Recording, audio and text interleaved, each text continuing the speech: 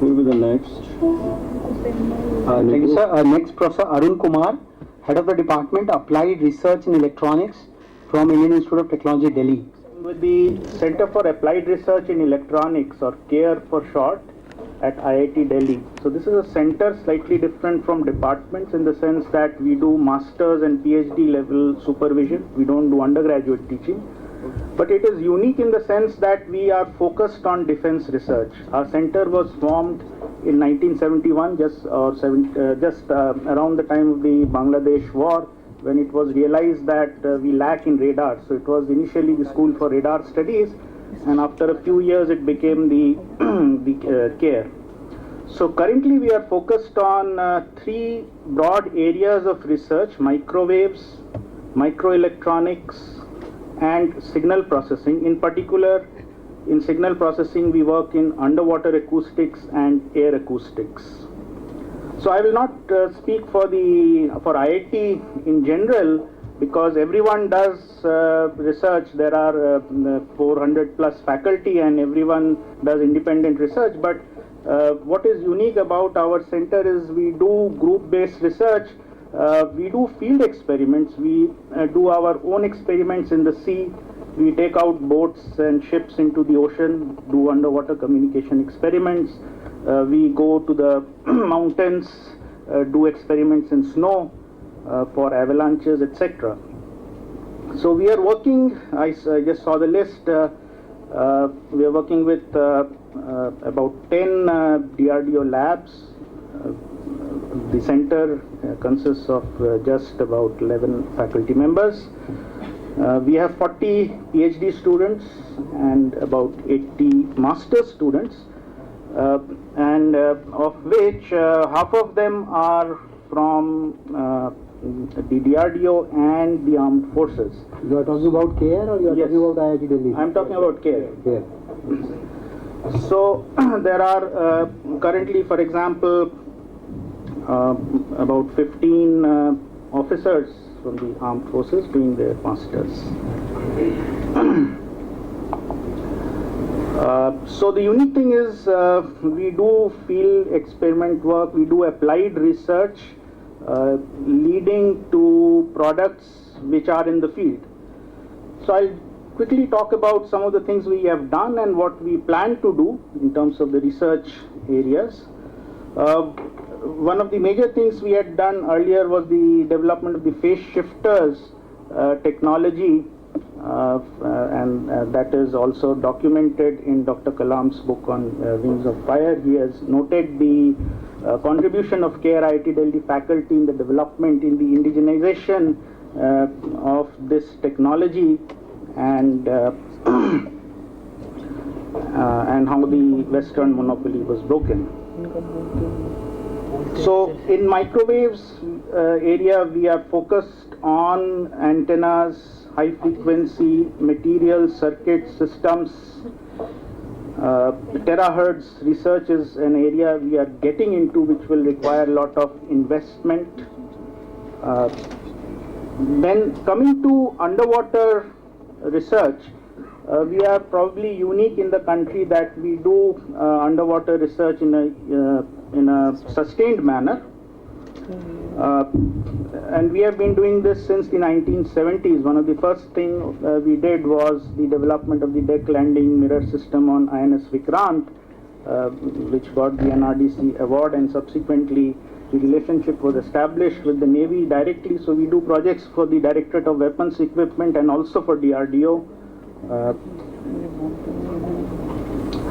So the labs we work with are NSTL, NPUL, VESI in the underwater acoustics domain, with SASE in avalanche, with DEAL, LRD, CABS, DLRL, RCI, and also apart from it, ISRO and BARC. So I'm talking about our group of 12 faculty members, 11 or 12 faculty members.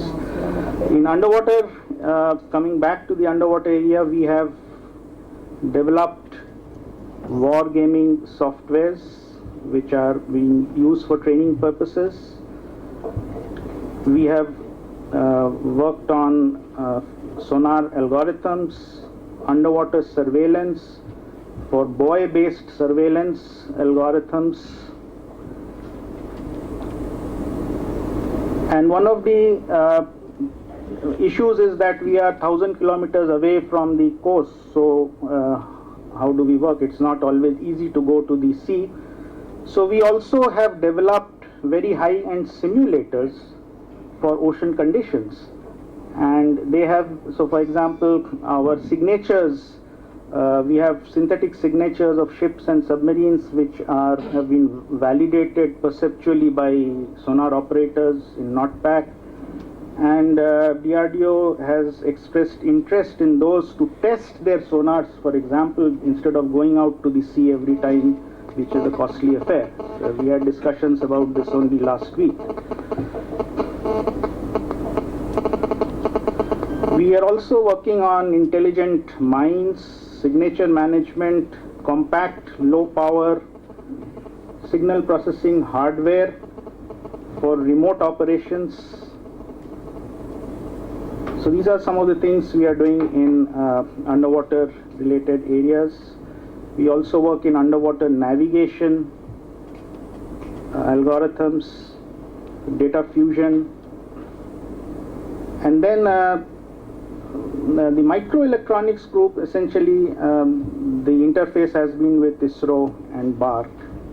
So that's the sort of background. We would like to work in terahertz and high frequencies in the microwave area, in algorithms for surveillance, particularly underwater surveillance, buoy-based surveillance, also new wargaming softwares where interests have been expressed. We are also into non-destructive characterization, infrared and also thermal-based non-destructive characterization. So these are some of the areas we would like to work on. So our experience has been very good with the working with the DRDO as well as directly with the armed forces. It is unique because the naval officers in particular, we have about 12 to 13 naval officers and 3 to 4 officers from the Army and the Air Force at any time. They do their projects on which originate from the users. So they get trained on them, they can become good inspectors. We also have about 20 seats from the DRDO, 10 every year from the DRDO, but that is not filled. Generally 5 to 6 is the number of scientists who come to do their masters with us in these areas. But the navals and the armed forces seats are always filled. This time we have 12 officers who have joined.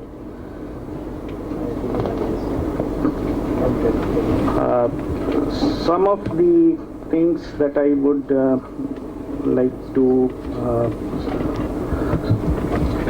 so the gains are that the faculty works on real problems,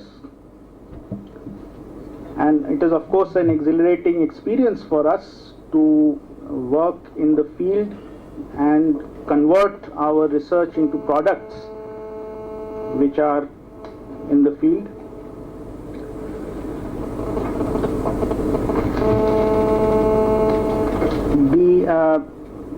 We worked in groups of faculty, so 4 or 5 faculty members in an area.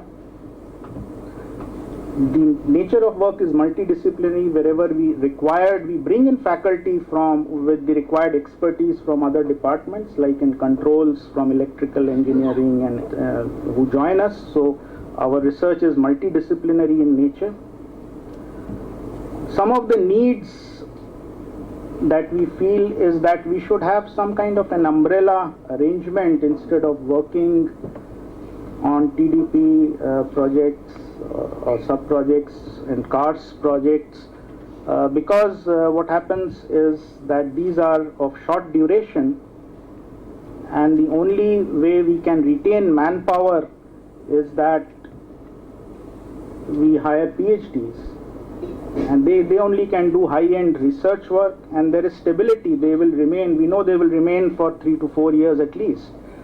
So some kind of umbrella arrangement is very desirable, particularly for our center, which works almost exclusively for defense research. That is a need that we have felt. Over the past 5 years, we have done more than 35 crores of defense projects, this group of 10 or 12 faculty members. So we have indeed had a very good relationship with the DRDO. So I'm just sharing the experience. We are already working closely, and if there are any questions, I can answer them. I don't think I have anything more to say.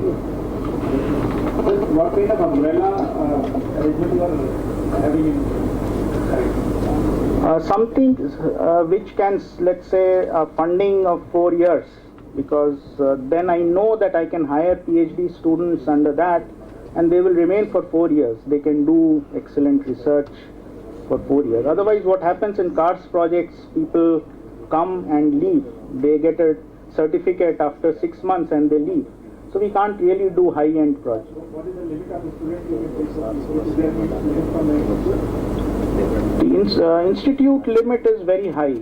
I mean, at least 6 per faculty. So we can go up to 60. We are around 40 at the moment. So, and that is not really a limitation.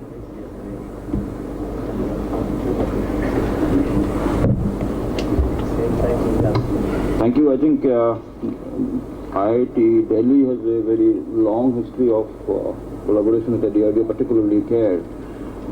Number of very important technology emerged from this center. However, I think the demands are much more. I think SATRM presentation you have seen, the DRDO is looking for many new challenging areas.